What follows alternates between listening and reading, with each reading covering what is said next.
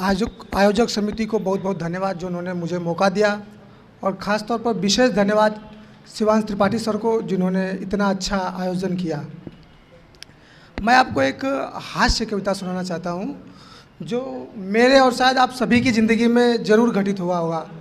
गांव में अक्सर बागीचे होते हैं जहाँ पर हम अपनी इच्छा से या फिर दोस्तों के इच्छा से कभी चले जाते हैं और किसी दूसरे के बाग में भी आम का मज़ा लेते हैं। तो उसी पर है, सुनिए।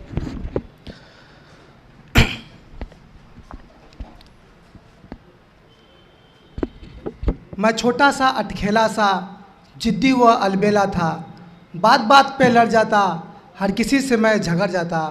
गांव हमारा प्यारा सा, बाग सब उसका न्यारा सा, मित्र मेरे रंगीन थे सारे, आमों के शौकीन थे सारे। मैं मित्रों संग मचल बैठा, आम की डाढ़ी चढ़ बैठा। मैं मित्रों संग मचल बैठा, आम की डाढ़ी चढ़ बैठा। मित्र नीचे से चिल्ला रहे थे, आम दो आम दो। मैं ऊपर से झल्ला रहा था, श्री राम बोल श्री राम बोल। बचनू दादा आ टपके, अब बिन बुलाए आ धमके। बचनू दादा मतलब आम के रखवाली करने वाले। बचनू दादा आ टपके, बिन बुलाए आ धमके। कहने लगे मान जइबे, कहती मान जइबे, आम तोड़े फिर ना अइबे। बचनू दादा आ टपके, बिन बुलाए आ धमके। कहने लगे मान जइबे, कहती मान जइबे, आम तोड़े फिर ना आइबे। मित्र मेरे सब लिए भाग, मैं फंसा अकेले जान। उतर गया जब मेरा पानी, याद आई मुझको बुढ़िया नानी। उतर गया जब मेरा पानी, याद आई मुझको बुढ़िया नानी। गांव में बड़ी बेइज्जती होगी, भाई पकड़े गए तुम आम तोड़ते हुए और दूसरे के बागीचे में, अब तो घर पे भी कुटाई होगी। उतर गया जब मेरा पानी, याद आई मुझको बुढ़िया नानी। मैं बोला दादा रूठ पड़ूंगा और इसी पेड़ से कूद पड़ूंगा। दादा सीधे साधे थे, 70 बरस को डाके थे। सोचे छोटा बच्चा है, दिमाग से भी कच्चा है। दादा सीधे साधे थे, 70 बरस को डाके थे। सोचे छोटा बच्चा है, दिमाग से भी कच्चा है।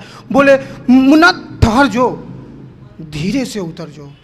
बोले मुन्ना ठहर जो, धीरे से उतर जो। मैं उतरा पेड़ से सरपट से, भागा वहां से झटपट से। मित्र मुझे सब लिए घेर, कहने लगे जिया से जिया से। उन्हें लगा कि भाई तुम बिना पीटे कैसे आ गए। बचनू दादा किसी को पकड़ते हो तो बिना कूटे छोड़ते नहीं है।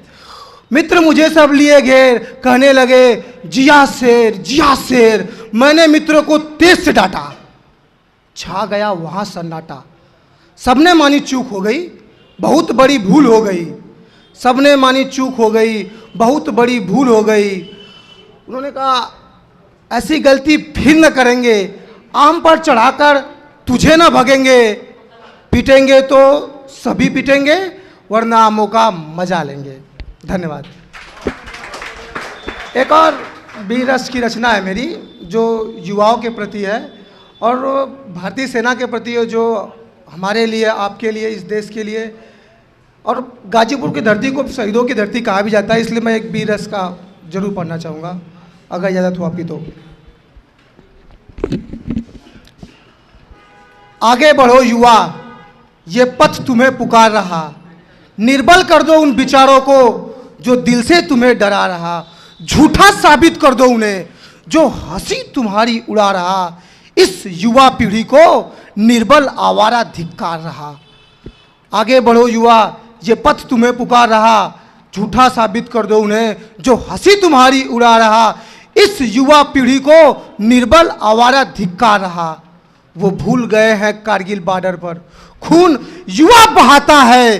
दिल्ली में बैठे बूढ़ों के घुटनों में जवानी लाता है। आपको याद होगा कि हमारे यशस्वी प्रधानमंत्री अटल बिहारी वाजपेयी जी, जब उनका दौर अच्छा नहीं था, उनको घुटनों में मतलब उतनी ताकत नहीं थी, फिर भी उन्होंने हमारे जवानों का साहस बढ़ाया था। तो नमन करते हैं ऐसे प्रधानमंत्री को हम, और उन्हीं के बारे में कहते हैं कि आगे बढ़ो युवा, ये पथ तुम्हें पुकार रहा। झूठा साबित कर दो उन्हें जो हंसी तुम्हारी उड़ा रहा। इस युवा पीढ़ी को निर्बल आवारा धिक्कार रहा। झूठा साबित कर दो उन्हें जो हंसी तुम्हारी उड़ा रहा। इस युवा पीढ़ी को निर्बल आवारा धिक्कार रहा। वो भूल गए हैं बाघा बॉर्डर पर खून युवा बहाता है, दिल्ली में बैठे बूढ़ों के घुटनों में जवानी लाता है। इश्क में तुम ही सोचो क्या खोए क्या पाए हो, इश्क में तुम ही सोचो क्या खोए क्या पाए हो, क्षणिक सुख पाए मगर बड़ा समय गवाए हो। देश प्रेम को करने वाले ही अमिट छाप छोड़ पाए हैं, आगे बढ़ते इस जीवन में बहुत नाम कमाए हैं। नतमस्तक होता है सर आज भी उनके तस्वीरों पर, अब फैसला तुम्ही को करना है, 10वीं मंजिल से कूदना है या लड़ना है बाघा बॉर्डर पर। धन्यवाद।